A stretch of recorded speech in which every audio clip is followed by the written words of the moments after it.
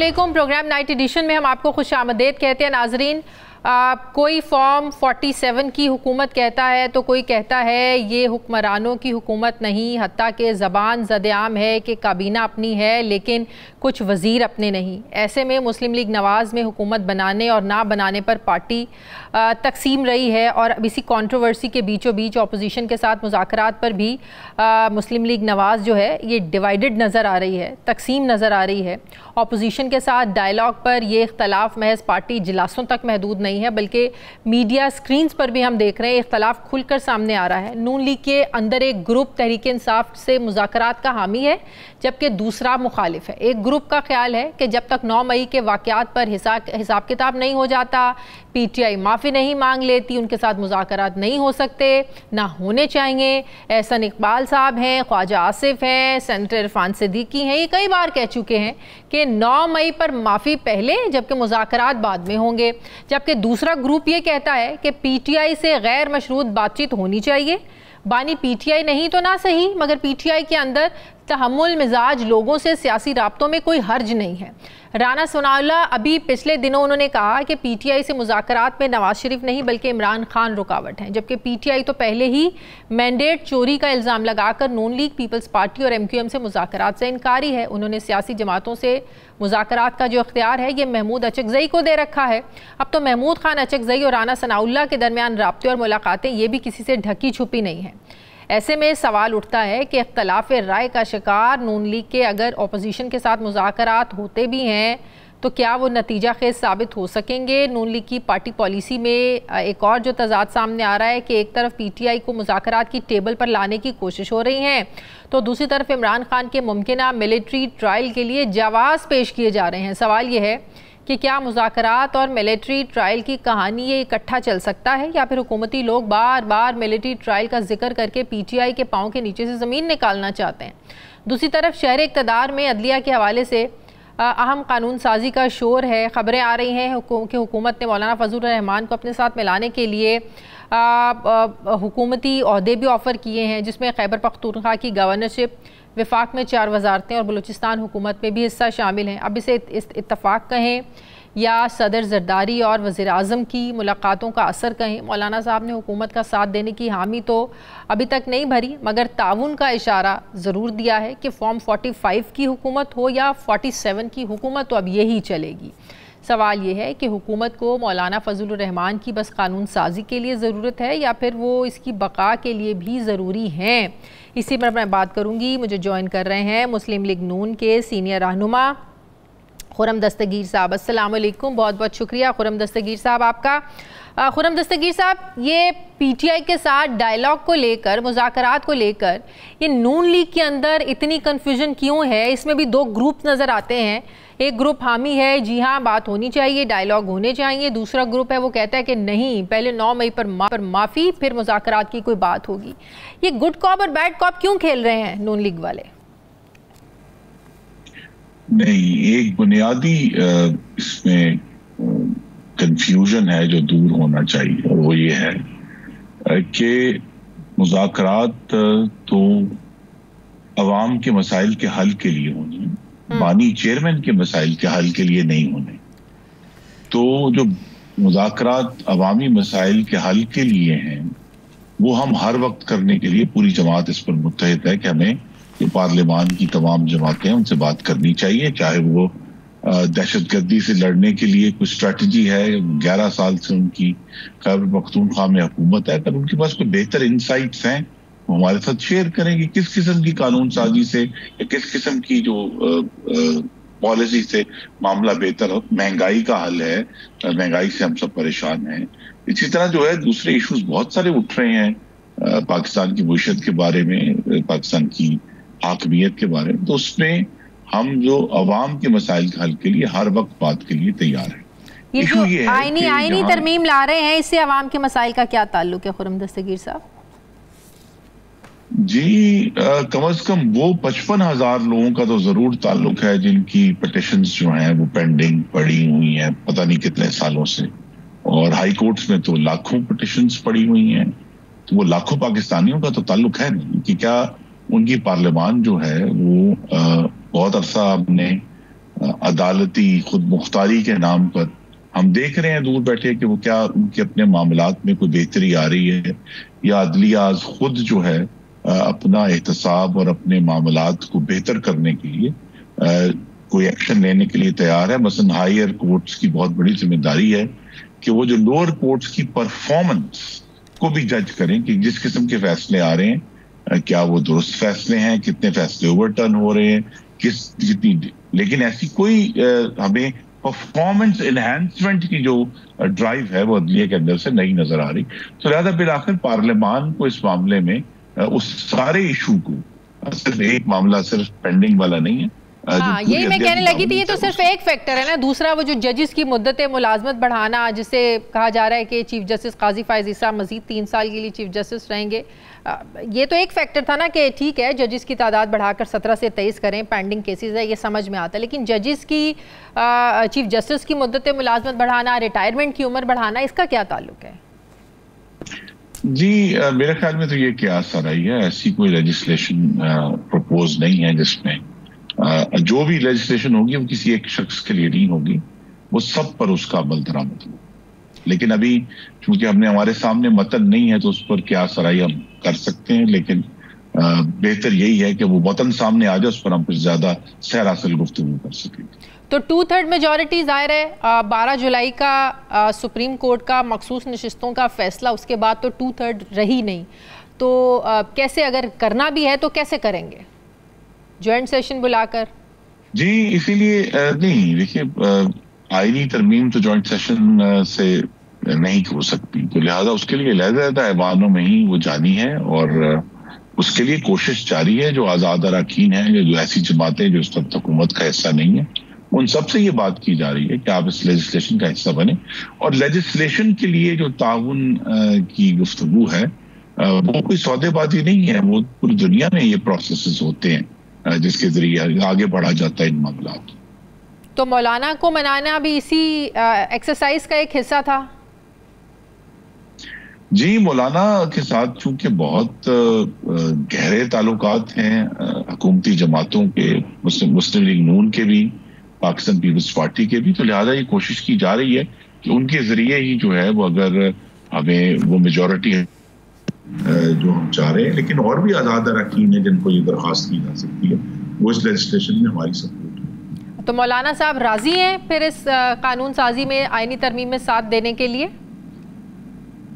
जी अभी तो वो इंडिया जब तक वो वक्त पूरी तरह सामने नहीं आ जाता क्योंकि हमायत हासिल है और हुकूमत के पास मतलूबा नंबर्स पूरे हैं, तभी ये मामला पार्लियामान में जाएगा, उससे पहले नहीं जाएगा। इसलिए मैंने कहा कि हम इंतजार करें जब तक ये मतन सामने ना आ जाए। तो लेकिन क्या ये बात दुरुस्त है, उसी एक्सरसाइज का ये हिस्सा है?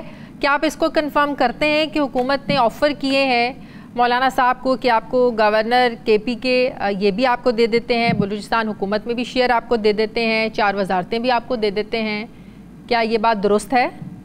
नहीं, मैं ये तफसीलात की कंफर्म नहीं कर सकता, लेकिन ये जरूर कर सकता हूँ कि हुकूमत की तरफ से बहुत संजीदा कोशिश जारी है कि मौलाना जो PDM की 16 माह की हुकूमत का भी बहुत कलीदी हिस्सा थे, वो इस हुकूमत का हिस्सा बने और एक नेचुरल अलायंस है इस इंतखाबात के बाद उनको जरूर कोई ग्रीवेंसेस हुई हैं प्रोसेस के, लेकिन वो जिस तरह उन्होंने एक इंदिया भी दिया कौमी असेंबली में अपनी तकरीर में कि बहरहाल एक पार्लियामान वजूद में आ गई है और बेहतर यही है कि उसके अंदर रहकर ये सारे मामला किए जाएं और खासतौर पर जिस किस्म, लेकिन ये उन्हीं की बातों में तजाद है ना। इसी पार्लियामेंट को वो रबर स्टैम्प कहते थे, इसी पार्लियामेंट को जाली पार्लियामेंट भी उन्होंने कहा कि अवाम के वोटों से बनी हुई पार्लियामेंट नहीं है। तो अब ये कहना फॉर्म 45 की हो या 47 की हो यही पार्लियामेंट है, तो ये पॉलिसी शिफ्ट तो है। मौलाना बहुत कौन मश्क सियासतदान है, इसकी बेहतर तोजी वही दे सकते। सही। इमरान खान से डायलॉग के लिए राना सनाउल्लाह और महमूद अचकज़ई साहब के पास क्या मैंडेट है, किस हवाले से बातचीत हो रही है? क्योंकि तहरीक इंसाफ का हमेशा एक मौक़िफ़ रहा है कि पहले इमरान खान की सज़ाओं को ख़त्म करें, जो जाली मुकदमात बने हैं उनको ख़त्म करें, उसके बाद बातचीत होगी। तो क्या मैंडेट दिया है राना सनाउल्लाह साहब को बातचीत का? जी, राना सनाउल्लाह साहब के पास मैंडेट यही है कि वो जो सियासी दर्जा हरारत है उसमें कमी लेकर आए, ताकि हुकूमत के जो असल काम है हम सबका, जिसके लिए पाकिस्तान के अवाम ने मेहनत की है, कि हम पाकिस्तान के अवाम के मसाइल हल करें। और बानी चेयरमैन की जो इस वक्त हिरासत है या वो उनका जेल में होना है, वो एक जमात के लिए तो बुरान हो सकता है, लेकिन पाकिस्तान के अवाम तो चाहते हैं कि उनकी महंगाई में कमी आए, जो बलूचिस्तान और खैबर पख्तूनख्वा में बहुत भयानक दहशतगर्दी हुई है उसमें कमी आए, पाकिस्तान में अमन बहाल हो, और जो मुआशी इस्तेहकाम आहिस्ता आहिस्ता अल्हम्दुलिल्लाह सामने आना शुरू हुआ है वो मुस्तहकम हो और हम आगे बढ़ें। तो उसके लिए हम ये बात कर रहे हैं। तो ये जो मुकदमे ख़त्म करने या किसी तरह जो है वो बानी चेयरमैन को एनआरओ देना तो पॉलिसी नहीं है। एनआरओ तो वो कहते हैं कि नैब तरमीम को बहाल करने का जो सुप्रीम कोर्ट का फैसला है, एनआरओ तो आप लोगों को मिला है, पीटीआई कह रही है। जी, लेकिन फिर तो तारीख की संगीनी पर इंसान हंस ही सकता है कि नैब तरमीम के बहाल होने के बाद आपको भी इसकी नॉलेज होगा, सबसे पहली दरखास्त बानी चेयरमैन के वकला ने फाइल। तो अगर उनमें ये इखलाकी जुर्रत थी या है, उन्होंने जिन तरमीम की मुखालफत की और कोर्ट में इतना बड़ा केस लड़ा है उनके वकला ने, अगर उनमें इखलाकी जुर्रत है तो वो ये पब्लिकली उनको कहना चाहिए कि मैं इन तरमीम से फायदा नहीं उठाऊंगा। लेकिन उनके वकील तो सबसे पहले लाइन में सबसे आगे लाइन में वो लगे हुए हैं दलील देने। लेकिन वो उन्होंने अखलाकी जुर्रत की थी, तो हालांकि उन्हें तब भी पता चल रहा था कि अगर ये अमेंडमेंट होती हैं तो उसका जाहिर है उन्हीं को फायदा होगा, लेकिन उसके बावजूद उन्होंने उन अमेंडमेंट्स को चैलेंज किया नैब तरामीम को। तो अब अगर आप सुप्रीम कोर्ट ने बहाल कर ही दिया है तो जाहिर है बहती गंगा में वो तो हाथ धोएंगे, लेकिन उन्होंने अखलाकी जुर्रत की थी तो उसके बावजूद भी वो चले गए थे उसके अगेंस्ट। ये जुर्रत तो कर चुके हैं वो। देखिए ना, ये फिर बहती गंगा में हाथ धोना जो है वो आपको फिर अखलाकी पेडेस्टल से नीचे उतरना पड़ता है। यहाँ अखलाकियात की सियासत करता कौन है खुर्रम दस्तगीर साहब? तो मैं नहीं, वो देखिए ना, हमें तो भाषण बानी चेयरमैन ही देते रहे ना। सबसे ज्यादा भाषण तो उन्होंने दिए कि एक नहीं दो पाकिस्तान, लेकिन पाकिस्तान के जो 2.25 लाख इस वक्त कैदी हैं उसमें से सबसे ज्यादा और गैर मामूली बारात इंजॉय वो कर रहे हैं रोजाना। या तो कह देते हैं कि मैं नहीं लूंगा बारात, दो नहीं एक पाकिस्तान है, जिस तरह बाकी कैदी रहते हैं मैं भी रहूंगा, लेकिन उन्हें तो इलेक्ट्रिक टूथब्रश भी चाहिए, उन्हें तो एक्सरसाइज मशीन भी चाहिए, उन्हें तो चहलकदमी के लिए सहन भी चाहिए। तो लिहाजा ये तो इसलिए मैंने कहा कि जब बहती गंगा में हाथ धोने का मामला है तो फिर अखलाकी पेडेस्टल से नीचे आना होगा और दूसरों को भाषण देना भी बंद करना। लेकिन जब कल 6 सितंबर के मौके पर आर्मी चीफ ने और प्राइम मिनिस्टर साहब ने बड़ी पॉजिटिव बातें की कि गाली गोली किसी मसले का हल नहीं है, मतलब ज़ाहिर है इसका यही था कि बातचीत तो होनी चाहिए। आर्मी चीफ ने कहा कि सियासी इख्तलाफात को नफ़रतों में ना ढलने दिया जाए, तो ये तो बड़ी एक पॉजिटिव बात है, पॉजिटिव इंडिकेशन है। तो फिर आप लोगों की तरफ से तो हर मामले में पहले इनिशिएटिव लेना चाहिए, साथ बिठाने का मामला हो, डायलॉग का मामला हो, नून लीग को, हुकूमत को तो आगे आगे होना चाहिए इसमें।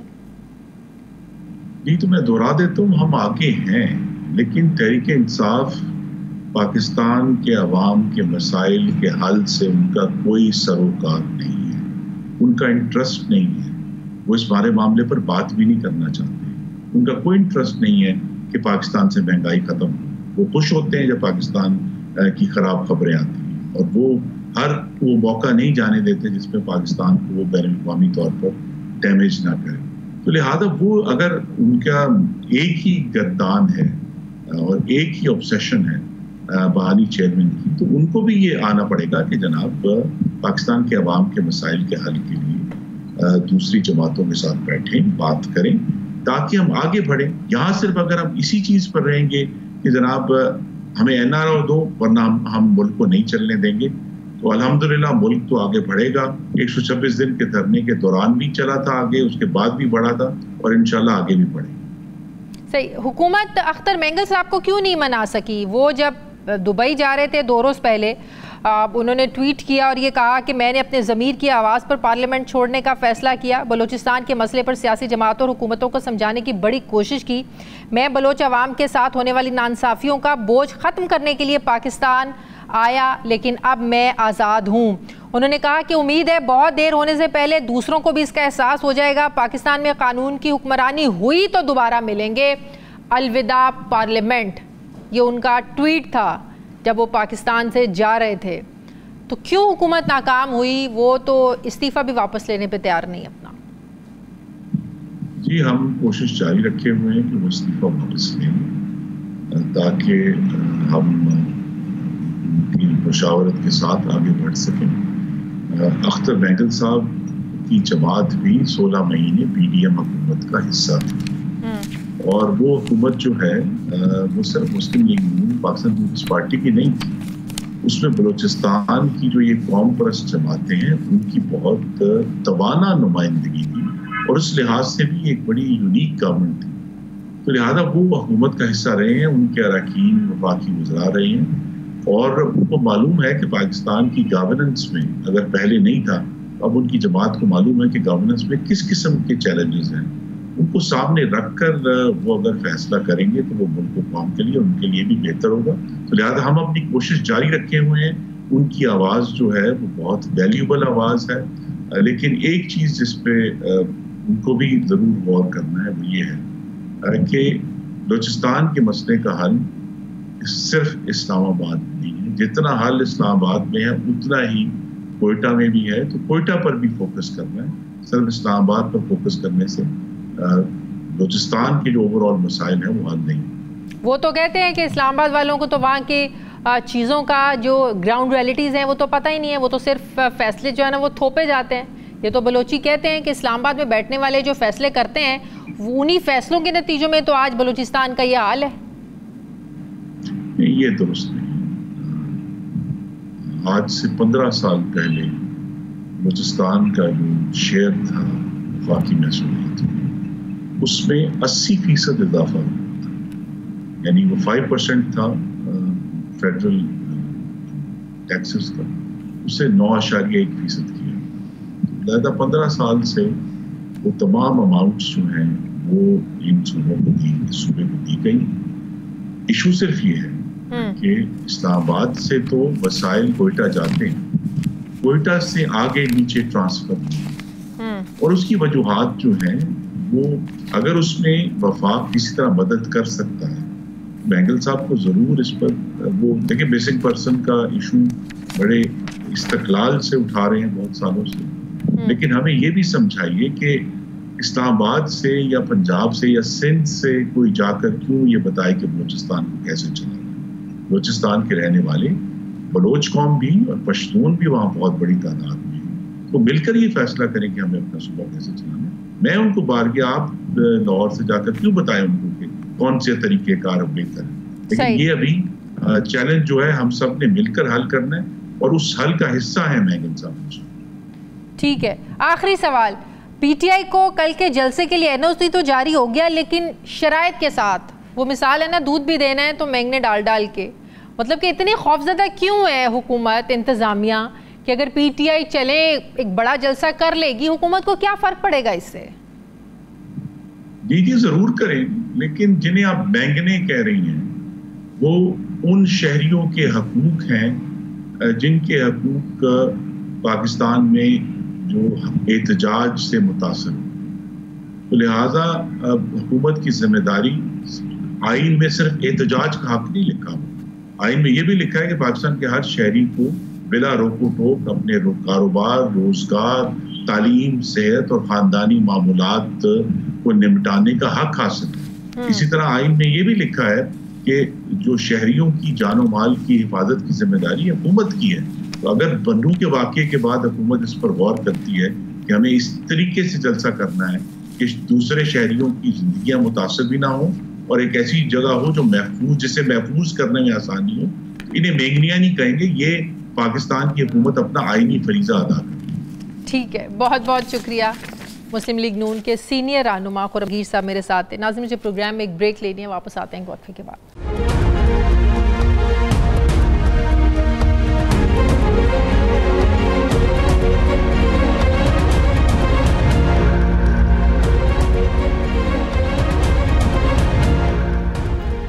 के बाद एक बार फिर से आपको खुशामदीद कहते हैं। नाजरीन, ये सवाल क्यों उठ रहा है कि बानी पीटीआई को पाक इसराइल ताल्लुकात के लिए मौजू तरीन शख्सियत करार दिया जा रहा है? क्यों उन्हें कहा जा रहा है कि इमरान खान जो हैं वो पाक इसराइल ताल्लुकात के लिए मौजू तरीन शख्सियत हैं?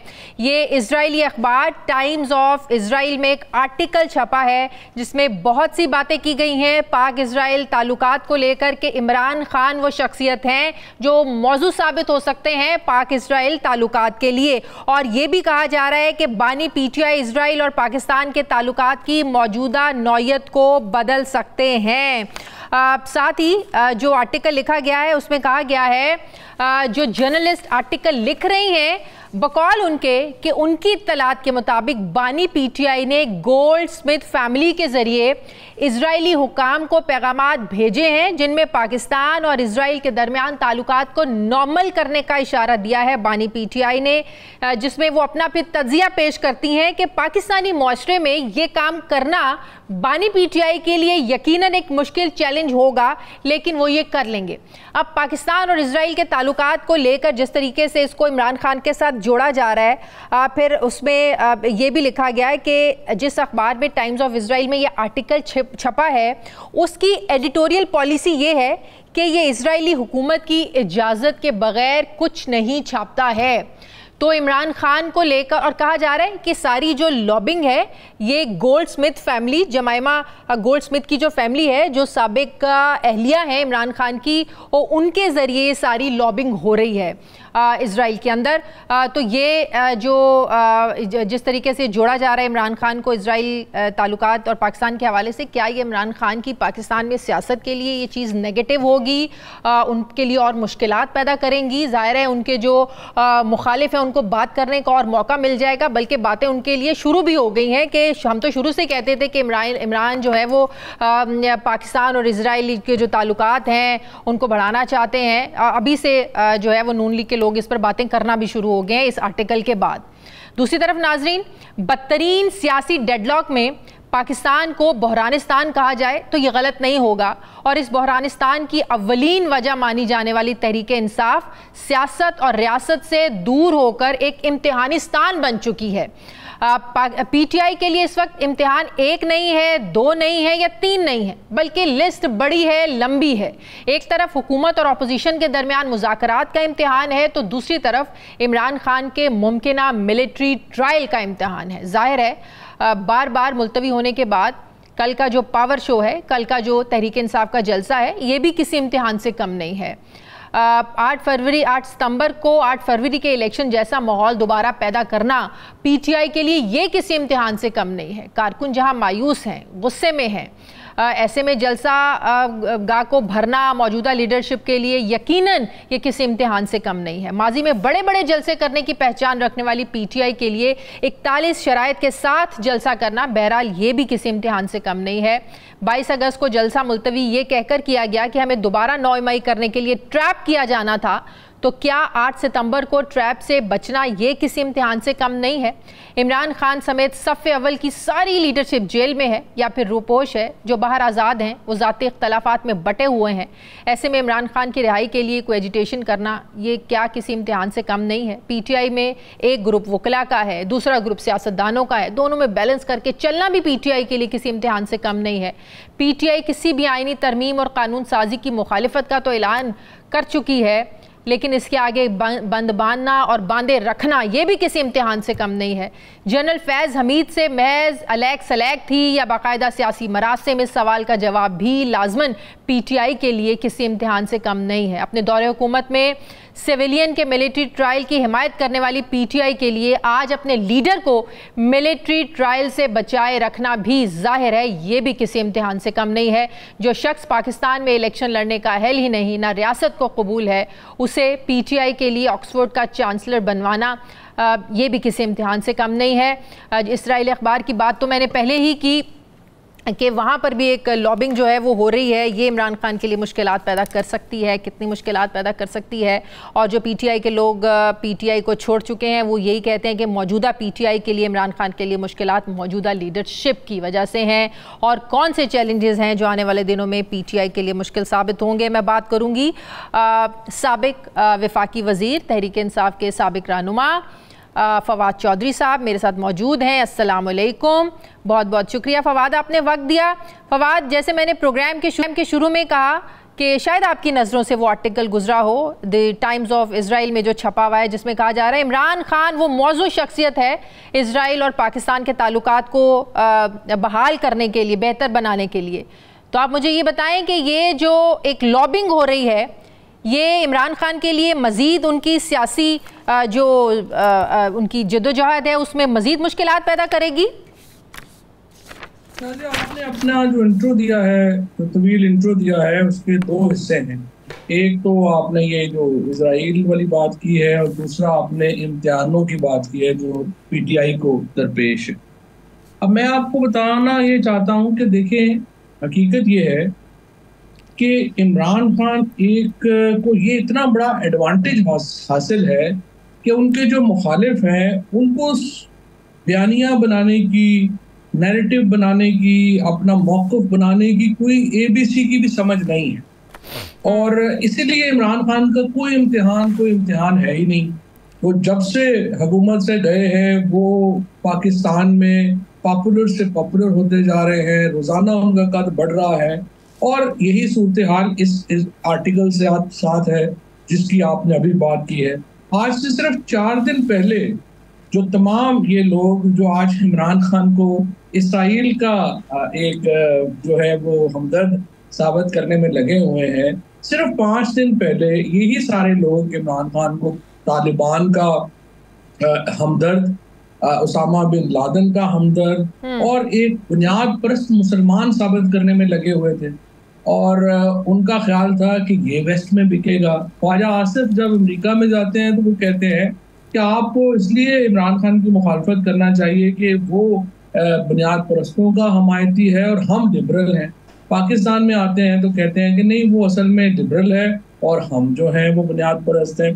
असल में ये जो सारे लोग हैं जो इमरान खान के खिलाफ इस तरह की अहमकाना और बिल्कुल सतही किस्म की कैंपेन्स बनाते हैं, उनका प्रॉब्लम ये है कि उन्हें मॉडर्न नैरेटिव मेकिंग की समझ ही नहीं। वो समझते हैं कि लोग बड़े बेवकूफ़ हैं और लोगों को तो कोई प्रॉब्लम ही नहीं है। उन्हें क्या पता कि ब्लॉग क्या होता है और आर्टिकल क्या होता है, उन्हें क्या पता कि जो सहाफ़ी है उसकी क्रेडिबिलिटी की क्या है। वो तो सिर्फ एक नाम लिख देने से, जूश नाम दे देंगे या इंग्लिश नाम दे देंगे तो लगेगा ही इस तरह। तो चंद रोज पहले द गार्डियन में जो अखबार ने जो मजमून लिखा वो भी आपको लगता है कि इमरान खान मुखालिफ लॉबी ने लिखवाया, जिसमें कहा गया कि तालिबान की हिमायत करने वाला, उसामा बिन लादेन को शहीद करने वाला, ये कैसे ऑक्सफोर्ड यूनिवर्सिटी का चांसलर बन सकता है? फिर इजराइल अखबार का मजमून को इमरान मुखालिफ लॉबी ये सब काम कर रही है। नहीं, अब सवाल ये है कि मुझे आप बताइए ना कि आपका नुक्ता नजर क्या है। आप गार्डियन के आर्टिकल को समझती हैं कि दोस्त है या आज का आर्टिकल जो है वो दोस्त?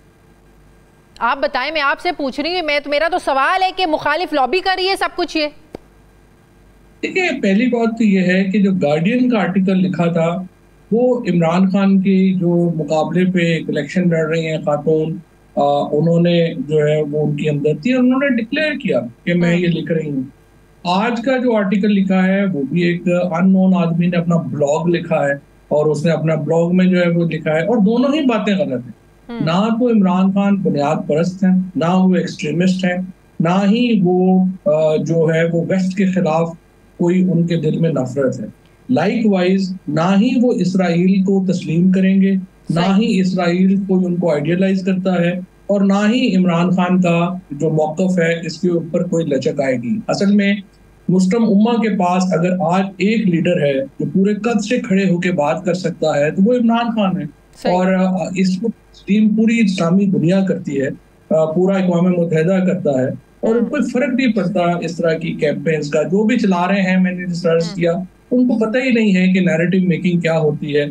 और अगर आपने कोई मुखालिफ कैंपेन भी बनानी है तो उसके लिए भी अकल की जरूरत होती है जो जाहिर नहीं। सही। अच्छा, पाकिस्तान में कोई इमरान खान के लिए, पीटीआई के लिए कोई हवाओं का रुख बदलता हुआ आपको लग रहा है? DGISPR ने 2 रोज़ पहले ये बात कही कि ना फौज किसी सियासी पार्टी की मुखालिफ है, ना किसी के साथ है, हमारा पार्टीज़ के साथ, हुकूमतों के साथ बड़ा पेशा वाराना ताल्लुकात होते हैं हमारे। दूसरा, कल शहबाज शरीफ साहब ने कहा गाली गोली किसी मसले का हल नहीं है, मतलब ये है कि बातचीत होनी चाहिए। आर्मी चीफ साहब ने कहा कि सियासी इख्तलाफात को नफरतों में ना ढलने दें। ये सारे पॉजिटिव इंडिकेशंस क्या इशारा कर रहे हैं? इस वक्त अगर आप देखें तो 2 पॉलिसीज जो हैं वो इकट्ठी चल रही हैं। एक पॉलिसी ये चल रही है कि किसी तरीके से जस्टिस मंसूर अली शाह साहब को रोकना है चीफ जस्टिस बनने से, और उसके लिए नंबर्स पूरे करने की पूरी कोशिश और सही हो रही है। इलेक्शन कमीशन ने आप देखें कि किस तरह से रिकाउंट करके लोग जो है उनको जितवाया गया। खुद फायज ईसा साहब ने ये मौका फराहम किया, 3-4 सीटें दे दी गई। उसके बाद मुसलसल पीटीआई के जो 40 लोग हैं उनका नोटिफिकेशन नहीं किया गया। सो एक पूरी तहरीक चल रही है, लोगों को अगवा किया गया, उनको तशद्दुद किया गया, और उसका मकसद ये था कि लोगों को मजबूर किया जाए कि वो इस कॉन्स्टिट्यूशनल अमेंडमेंट के हक में वोट करें। अब जो सुनने में आ रहा है वो ये आ रहा है कि 20 और 30 सितंबर के दरमियान ये कॉन्स्टिट्यूशनल अमेंडमेंट गवर्नमेंट लाना चाहती है। अगर तो, और उस अमेंडमेंट में क्या है, उस अमेंडमेंट में 2 बातें कही जा रही हैं। एक तो ये कि आप फायज ईसा साहब समेत तमाम जजेस की जो रिटायरमेंट है उसमें 3 साल का इजाफा करना चाहते हैं। दूसरी जो है वो ये है कि अगर वो ना हो सके तो फिर हम 4थे और 5वें नंबर का जो जज है उनको हम चीफ जस्टिस जो है वो बना सकें।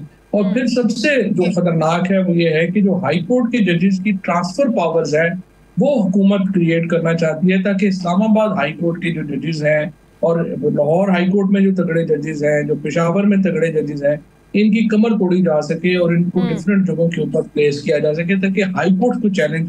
इस सब के लिए मौलाना का साथ बड़ा इंपॉर्टेंट है। अब पिछले 2 हफ्ते से जो बड़ी भाग दौड़े लगी हुई थी, कभी जरदारी साहब प्रेसिडेंट साहब जा रहे थे मिलने के लिए मौलाना साहब से, पिछले हफ्ते शहबाज शरीफ साहब उनके पास चल के गए। मौलाना क्या आपको लगता है साथ देंगे? ऑल्दो वो इंदिया दे चुके हैं कि हुकूमत भले फॉर्म 45 की है, 47 की, यही हुकूमत है, इन्हीं के साथ चलना है। तो आपको लग रहा है ये जो पैंतरे बदल रहे हैं मौलाना साहब, उनकी जो स्ट्रैटेजी बदलती हुई नजर आ रही है, वो देंगे साथ इस अमेंडमेंट का? अभी मौलाना से जो मेरी JUI के लोगों से जो बात हुई है, उनका तो मानना यही है कि सवाल ही पैदा नहीं होता कि मौलाना इस कॉन्स्टिट्यूशन अमेंडमेंट के ऊपर वोट करें। और अगर वो वोट करेंगे तो जिस तरह मौलाना ने कल खुद कहा कि वो सियासी खुदकुशी होगी, तो आसान फैसला नहीं है JUI के लिए इसको वोट करना। और कामरान मुर्तजा जो इस वक्त सियासी ये जो जुडिशल मामलात हैं, लीगल मामलात हैं JUI के, वो देखते हैं, वो कैटेगोरिकल हैं कि वो इस तरह की कोई अमेंडमेंट जो है उसको वोट नहीं करेंगे। तो ये बड़ी अहम है इस वक्त एक पेशरफ्त। अगर वो मौलाना ने वोट ना दिए फिर सेनेट में फर्क ज्यादा हो जाता है, फिर मुश्किल हो जाता है ये अमेंडमेंट पास करना। तो इस वक्त एक तो भरपूर तरीके से एस्टेब्लिशमेंट और एक हुकूमत लगी हुई है ये कॉन्स्टिट्यूशनल अमेंडमेंट लाने में, और इसके लिए वो पूरी कोशिश कर रहे हैं। दूसरा हिस्सा जो इसका है वो डेफिनेटली ये है कि नवाज शरीफ साहब की तरफ से एक ऑलिव ब्रांच 12 ऑफर की गई है महमूद अचकज़ई साहब को, और राना सनाउल्लाह जो है वो उस एफर्ट को लीड कर रहे हैं। साथ ही एहसन इकबाल और जो ख्वाजा आसिफ है उनको कहा गया है कि आप इसको अपोज करें। सो ये तो एक ठीक एक बफर क्रिएट, मतलब कि गुड कॉप बैड कॉप खेल रहे हैं कि कल को अगर मुज़ाकरात कामयाब नहीं भी होते हैं तो हम कहेंगे हमने तो करने ही नहीं थे। तो एक ग्रुप कह रहा है कि बात करनी है, दूसरा ग्रुप कह रहा है कि नहीं करनी है। Good cop and bad cop आपको लग रहा है खेल रहे हैं? बिल्कुल ऐसा ही हो रहा है, और उसके नतीजे में इस वक्त जो सिचुएशन है वो दूसरी तरफ भी ऐसा ही है। इमरान खान भी कहते हैं मैं बिल्कुल बात नहीं करूंगा और ये मैंडेट चोरी किया है इन्होंने, ब्ला ब्ला, और साथ ही वो महमूद अचकज़ई साहब को उन्होंने कहा है कि आप बात भी करें। तो दोनों तरफ से एक शार्प पॉलिटिक्स जो है वो भी हो रही है, या फिर वो अगर माइनस इमरान खान में फंसे हुए हैं तो फिर तो देखें हम आपको कुछ नहीं कर सकते ना, फिर तो जाहिर है एस्टेब्लिशमेंट तो अपने आप को डिस्टेंस कर रही है ना। DGISPR ने भी कहा कि हमारा सियासत से कोई ताल्लुक नहीं, हमारी कोई इंटरफेरेंस नहीं। ये बयान जो आए हैं दोनों, ये तो ना सिर्फ एक बयान DGISPR का बल्कि कल आर्मी चीफ ने जो बात कही, और उन्होंने कहा कि सियासी इख्तलाफात को जो है वो हमें इतनी उसको ज़ाती इख्तलाफात में ना बदल दें और उसको उसमें कमी जो है वो लानी चाहिए। ये दोनों स्टेटमेंट बहुत ही मुस्बत थी, और खुसूसन आर्मी चीफ का जो बयान था वो बड़ा, मैं समझता हूँ कि हासिल कलाम था। लेकिन जिस तरह इमरान खान ने कहा है और शाह महमूद कुरैशी साहब ने भी आज ये बात कही है कि असल देखिए taste of pudding is in its tasting. अब अगर वो एक्शन से भी ये साबित हो जाए कि फौज जो है उसने तलखियों में कमी लाने का फैसला किया है और उनके लिए तमाम सियासी जमातें बराबर हैं, तो ये पाकिस्तान के लिए एक बहुत लैंडमार्क मूवमेंट होगी और फिर इससे फायदा उठाने की जरूरत है सभी को। तो अब देखते हैं कि इसके इकदाम क्या होते हैं। अभी आज भी इमरान खान का आपको जो मामला है ये मिलिट्री ट्रायल की तरफ जाता हुआ आपको लग रहा है? क्योंकि जब DGISPR साहब प्रेस कॉन्फ्रेंस कर रहे थे उनसे इसी तनाजुर में सवाल पूछा गया तो उन्होंने जवाब दिया कि अगर कोई शख्स जो है किसी फ़र्द को या अफराद को जो फौजी एक्ट के ताबे हों उन्हें अपनी ज़ाती मफाद के लिए इस्तेमाल करने की कोशिश करे तो ज़ाहिर है कानून अपनी हरकत में आएगा।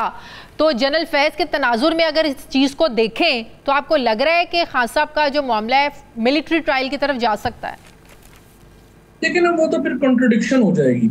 अगर आप इमरान खान को भेजेंगे, पहली बात तो ये है कि डिटेल में अगर आप देखें, आप कुलभूषण यादव को भी आप मिलिट्री ट्रायल नहीं कर सके थे क्योंकि इंटरनेशनल कोर्ट ने उसको इलीगल डिक्लेयर कर दिया। तो इमरान खान के ऊपर तो एक बहुत बड़ा इंटरनेशनल जो आई वुड से स्टिग्मा आ जाएगा पाकिस्तान के ऊपर और उसको कैरी ऑन करना, स्पेशली कि जब आपका IMF प्रोग्राम एक बिल्कुल धागे से लटका हुआ है, बड़ा मुश्किल होगा और फायदा भी कोई नहीं है। इमरान खान को अगर सजा दे देंगे या पहले दे दी है, ये वही फॉर्मूला है जिसमें लोग पहले बताते थे कि जी ये इलेक्शन से पहले जब अगर इमरान खान को 2-3 सजाएं होगी ना तो फिर इलेक्शन जो है इमरान खान का तबाह हो जाएगा, वो उल्टा पड़ गया। अब आप मिलिट्री को ले जाके इमरान खान के कद में और इजाफा करेंगे, पॉलिटिकली तो इसका बिल्कुल भी कोई फायदा नहीं है और एक ऐसा स्टिग्मा आ जाएगा नॉन लीग और पीपल्स पार्टी की हुकूमतों पे कि वो सारी उम्र फिर उसी को ही जो है वो डिफेंड करती रहेंगी। दूसरी तरफ जो है ये मैं समझता हूँ कि जो खुद स्टेटमेंट्स दी हैं आर्मी चीफ ने और DGISPR ने कि वो पार्टी नहीं है और वो तलखियां कम चाहते हैं, ये तो फिर उसकी कंट्रडिक्शन होगी। सही। फवाद, आपने इमरान खान से मिलने की कोशिश की, मिलने नहीं दिया जा रहा या अभी आप मिलना नहीं चाह रहे, अभी हालात को देख रहे हैं?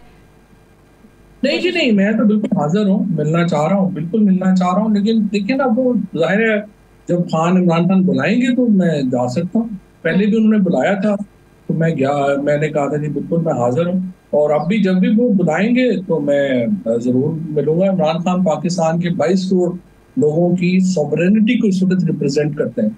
कल का जलसा आपको क्या लगता है, क्या इम्पैक्ट डाल सकता है अगर हो जाता है? अगर हो जाता है जलसा तो हो जाएगा, जलसा होने में तो अब कोई प्रॉब्लम नहीं है। इम्पैक्ट जब लोग आएंगे, बहुत बड़ी तादाद में लोग जमा होते हैं, देखिए ना जलसे असूली तौर के ऊपर तो शाजिया क्या प्रॉब्लम है, क्यों हुकूमत इतना पैनिक करती है जलसे रोकने में? इसलिए पैनिक करती है कि हुकूमत एक्चुअली आई हुई है फॉर्म 47 के ऊपर। इनको लगता है कि पॉलिटिक्स बहाल होगी तो हम तो फारग हो जाएंगे, तो उसकी वजह से ये एक तासुर देना चाहते हैं कि हम बिल्कुल वर्जन और उसमें कमी नहीं लाना चाहते। तो वो जब तासुर हो जाता है कि कमी आ गई है तो फिर उससे मामला खराब हो जाता है। अदरवाइज तो जलसे परमिशन में क्या प्रॉब्लम है। सही। बहुत शुक्रिया साबिक वफाकी वज़ीर चौधरी साहब मेरे साथ थे, बहुत शुक्रिया आपका। मुझे ब्रेक लेनी है नाज़रीन, वापस आते हैं वक्फे के बाद।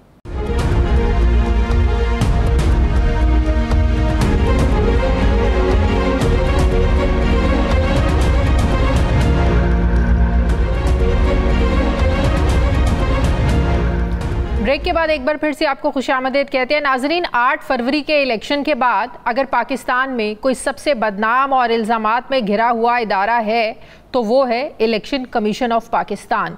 बल्कि किसी भी बड़ी शख्सियत ने, सियासतदान ने, हत्ता के इदारे ने इसकी सफाई देने की कोशिश की तो उसके हाथ भी रंगे गए। तारीख़ पाकिस्तान में आज तक सबसे बड़ा सियासी तनाज़ा अगर कोई है तो वो फॉर्म 45 और फॉर्म 47 के फ़र्क का है आज, जिसकी उसने कारकर्दगी का 100% क्रेडिट अगर किसी एक इदारे को दिया जाता है तो वो है इलेक्शन कमीशन ऑफ पाकिस्तान, जिसने बड़ी मेहनत से पाकिस्तानियों की नफ़रतें समेटी। जीतने वाले खुश हैं आज, ना ही हारने वाले। इलेक्शन कमीशन ने अपने ऊपर लगाए गए इल्ज़ामात मिटाने का एक नया मंसूबा बनाया है। अपनी वेबसाइट पर मौजूद फॉर्म 45, 46, 47, 48 और 49 की हार्ड कॉपीज़ को वेबसाइट पर मौजूद सॉफ्ट कॉपीज़ के साथ मैच करने के लिए 38 टीमें बनाई हैं, जो अब इस बात को यकीनी बनाएंगी कि आवाम तक पहुंचने वाला जो इलेक्शन डाटा है वो एक जैसा हो। तो क्या ये जो इलेक्शन कमीशन प्रैक्टिस करने जा रहा है, इससे आवाम के बदतरीन धांधली का जो उनके दिमागों में आज तक एक परसेप्शन बना हुआ है धांधली का, इवन के सियासी जमातें जो हैं, ऑपोजिशन जो है, इवन के हुकूमत के अपने लोग ये कहते सुने गए, उन्होंने कहा कि हमें तो हुकूमत दी गई है, हम तो जीते ही नहीं थे। कईयों ने जीती हुई सीट तो वापस कर दी कि हम ऐसी जीत हमें कबूल नहीं है।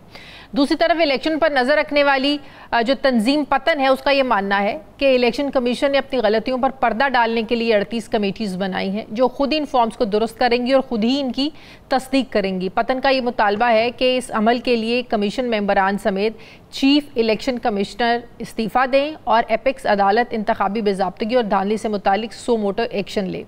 3 जुलाई को पतन ने एक रिपोर्ट में इंकशाफ किया था कि अभी तक लाहौर के 1 कौमी और 20 सूबाई असम्बली के हलकों के फॉर्म 45 इलेक्शन कमीशन की वेबसाइट पर अपलोड नहीं किए गए। तो इलेक्शन कमीशन ने अगले ही रोज़ यानी 4 जुलाई को बड़ी हब्बड़ दब्बड़ में फॉर्म 45 अपलोड करके जाहिर किया कि पतन की रिपोर्ट तो बोगस है, जबकि तब्दीली का गंदा धंधा सबके सामने इंटरनेट पर हुआ। पतन की एक रिपोर्ट ने उस वक्त इंतखाबी नताइज पर सवालात खड़े किए जब इंकशाफ किया कि नवाज शरीफ के इंतखाबी हल्के में कौमी असम्बली के फॉर्म 45 पर वोटिंग टर्नआउट 90 से 102% दिखाया गया है, जबकि सूबाई असम्बली के फॉर्म 45 पर असल टर्नआउट 41% था।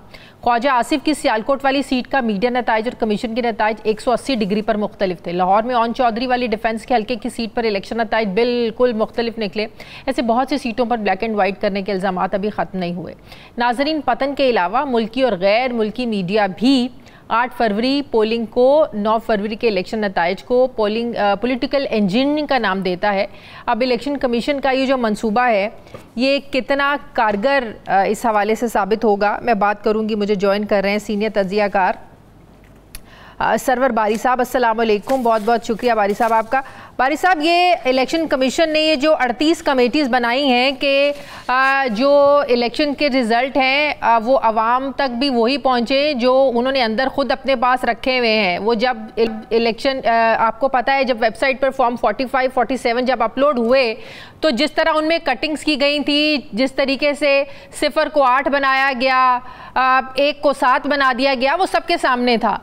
तो अभी जो कमेटीज़ हैं, क्या ये इससे एक जो परसेप्शन बना हुआ है धांधली का, इवन के सियासी जमातें खुद कहती हैं कि धांधली हुई है, ऑपोजिशन कहती है, तो ये सब क्या दुरुस्त इनका ये तजर्बा रहेगा इलेक्शन कमीशन का?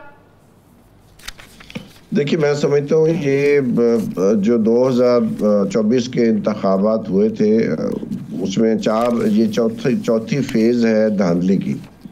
पहली फेज़ तो ये था कि जो गवर्नमेंट बनी थी पीडीएम की, और उसके बाद जो केयर टेकर गवर्नमेंट आई उसने जो इलेक्शन कमीशन के साथ मिलकर जो कुछ किया वो सबके सामने है। और फिर इलेक्शन वाले दिन इंटरनेट सर्विसेज बंद कर दी गई और लोगों को बड़ी दिक्कत आई कि वो कौन से पोलिंग स्टेशन पर जाके वोट डालें।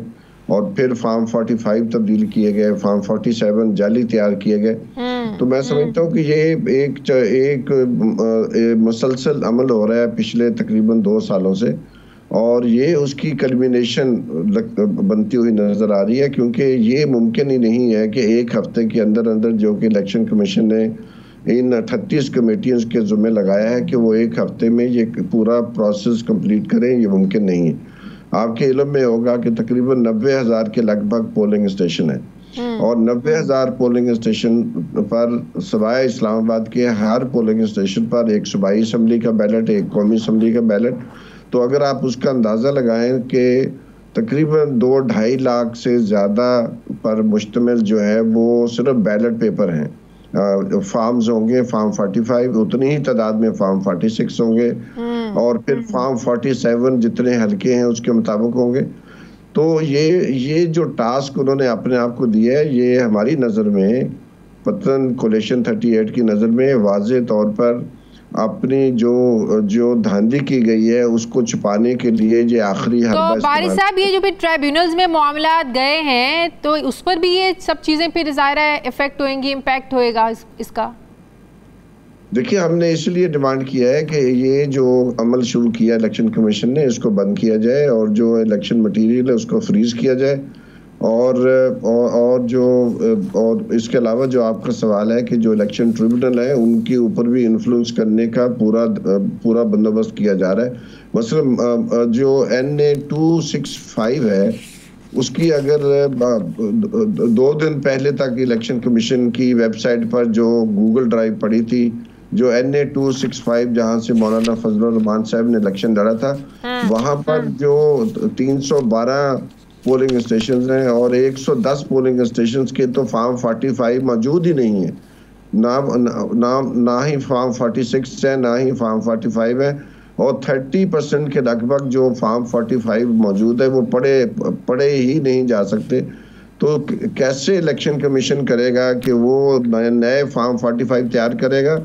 और दूसरा ये कि इसको कोई लीगल कवरेज नहीं है। आपको मालूम है कि इलेक्शन कमीशन का हर कदम जो है, हर जो एक्शन होता है वो किसी न किसी जो इलेक्शन एक्ट 2017 उसकी किसी न किसी सेक्शन या सब सेक्शन के मुताबिक ही होना चाहिए। इलेक्शन कमीशन की ये जो नोटिफिकेशन है, पहले तो अभी तक उन्होंने अपनी वेबसाइट पे नहीं डाली, और दूसरा लेकिन जब वो वेबसाइट पर डाला था, वो जिस तरीके से कटिंग्स थी वो सबके सामने थी।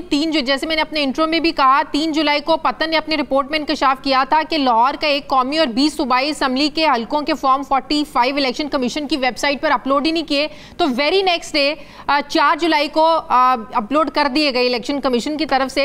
तो उन्होंने कहा कि पतन की रिपोर्ट ही जो है ना वो जाली है, बोगस है। लेकिन वो जो इंटरनेट पे सारा रिकॉर्ड पड़ा था वो भी तो एक सबूत है ना? नहीं, वो सबूत है, और बहुत सारे अखबारात ने जो है उसके ऊपर हमारी पोजीशन की सपोर्ट की थी। डॉन है, इसके अलावा जियो और जंग वाले हैं। तो वो तो जो जब उन्होंने चेंज किया गूगल ड्राइव के ऊपर, तो वो जो मॉडिफाई किया गया उसका जो वक्त है, एग्जैक्ट वक्त जो है मॉडिफिकेशन का, वो इलेक्शन कमीशन की वेबसाइट पर नजर आ रहा था, और वो तस्वीरें हमने मीडिया के साथ शेयर की थी कि इन्होंने उसको टेम्पर किया है। अब जो रीकाउंटिंग में पीटीआई की और सीटें जो है ना वो वो तो कह रहे हैं हमसे छीनी जा रही हैं, फिर वो सवाल उठा रहे हैं दोबारा गिनती के वक्त डब्बों पर जो सील लगी हुई थी वो भी तब्दील थी। तो ये भी एक बहुत बड़ा क्वेश्चन है। नहीं, हमारी पहली बात तो जो मैं आपसे बात कर रहा था कि जो NA 265 है उसके 110 फॉर्म 45 नहीं है, फॉर्म 46 नहीं, तो इलेक्शन कमीशन वो फॉर्म कहाँ से लेके आएगा? अगर ये 7 माह से उनके पास ये फॉर्म नहीं है और एक छोटे से अदारे को उनकी तवज्जो मबजूल करवानी पड़ती है, और पिछले हफ्ते ही हमने ये रिपोर्ट निकाली थी कि ये इतना बड़ा प्रॉब्लम है जो NA 265 में, फिर NA 127 में, और इसके अलावा NA 242 में जो मुस्तफा कमाल साहब का हल्का है, इस कदर ज़्यादा धांधली है, इस कदर ज़्यादा टेम्परिंग है इलेक्शन मटेरियल के ऊपर। तो मेरा अपना ख्याल है कि इलेक्शन ट्रिब्यूनल्स में ज़ाहिर अब वो उनकी कार्रवाई शुरू हो सकती है अनकरीब। तो ये जो है हम समझते हैं इसी बहाने ये मज़ीद टेम्परिंग करेंगे और अपनी चीज़ों को सीधा करने की कोशिश करेंगे, लेकिन ये एक हफ्ते में काम मुकम्मल होने वाला नहीं है, और जो काम वो मुकम्मल करेंगे इंशाल्लाह हम उस काम को, जो वो नई चीजें अपनी वेबसाइट पे डालेंगे और जो हमारे पास पूरा रिकॉर्ड है। इतनी उजलत की वजह क्या समझ में आ रही है आपको? एक हफ्ते का टाइम दिया है कि कमेटीज ने ये काम करना है, इतनी उजलत क्यों? इतनी उजलत हमारी नज़र में ये है कि वो जो आइन में कुछ अमेंडमेंट्स करना चाहते हैं उसके लिए ज़रूरी है कि जल्दी जल्दी ये सारा काम किया जाए, और बहुत सारे लोगों को जो इस वक्त डिक्लेयर्ड हैं, वो MNAs डिक्लेयर्ड हो चुके हैं, उनको साबित किया जाए कि ये तो इलेक्शन असल में हार गए थे। तो ताकि जो स्ट्रेंथ है एक पार्टी की, अपोजिशन की जो है असेंबली में, वो कम की जा सके। तो ये इसलिए किया गया है कि वैसे तो कोई भी शख्स है वो देख सकता है कि इतनी बड़ी टास्क जो है 38 क्या है, वो 238 कमेटियां बना लें, ये इतनी जल्दी मुकम्मल काम हो ही नहीं सकता है। इस बहाने से वो बहुत सारी और चीजें चेंज करेंगे इसके अंदर। तो इस वक्त आपको लग रहा है कि आईनी तरमीम के लिए जल्दी जल्दी ये सारा काम किया जा रहा है कि आईनी तरमीम ज़ाहिर करनी है, उससे पहले कि कोई असलियत सामने आ जाए और विकटें इनकी गिरना शुरू हो जाएं, तो जल्दी जल्दी ये काम कर ले ताकि सारे सबूत ही मिटा दिए जाएं? जी, मुझे यही लगता है कि जो उनका ग्रैंड प्लान था वो फेल होता हुआ नजर आ रहा है। तो अब मजीद जो धांधली है उसको कर कि वो फिर अपनी मर्जी के जो हाउस है, जो हमारी पार्लियामेंट है, कौमी असम्बली है, सूबाई असम्बलियाँ हैं, उनको उसके मुताबिक एडजस्ट कर सकें, और ताकि किसी किस्म का जो खतरा बाहर से है, अपोजिशन से है, और बिल्कुल सर, वैसे भी नवाज शरीफ साहब का रवैया भी बताता है, उनकी खामोशी भी बताती है कि जितवा तो दिया गया लेकिन धांधली से जीत का, रौंदी मार के जीतने का कोई मजा नहीं है। जी बिल्कुल, मेरा ख्याल है ये वाहद इलेक्शन है दुनिया का। 2024 को कहा जा रहा है कि ये इलेक्शन का साल है। पाकिस्तान के इलेक्शन से ज़्यादा कंट्रोवर्शियल इलेक्शन अभी तक 2024 में और कोई ऐसा इलेक्शन नहीं हुआ। तो इस इलेक्शन में इतनी बड़ी धांधली है कि इसको वो हजम नहीं कर सकते। अब ये हजम करने के लिए जो है वो चूरन खा रहे हैं और दवाइयाँ ले रहे हैं ताकि इसको कुछ मसला इसका हल किया जा सके। लेकिन आप देखिएगा हफ्ते के बाद जो बड़ा स्कैंडल आएगा सामने, वो पूरी कौम देखेगी और बिल आखिर इनको अपनी शिकस्त माननी पड़ेगी। और हम मुतालबा करते हैं कि ये supreme court of Pakistan suo motu notice ले इस चीज़ का कि ये जो इलेक्शन कमीशन अनलॉफुली सारे इलेक्शन मटेरियल को टेम्पर करने के लिए एक उन्होंने कदम उठाया है, इसको बंद किया जाए फौरी। बहुत शुक्रिया सरवर बारी साहब, सीनियर तज्ज़ियाकार हमारे साथ। शुक्रिया। नाज़रीन, प्रोग्राम का वक्त खत्म हो गया है। फीडबैक दें, अपना ख्याल रखें, मुझे इजाज़त दें। अल्लाह हाफ़िज़।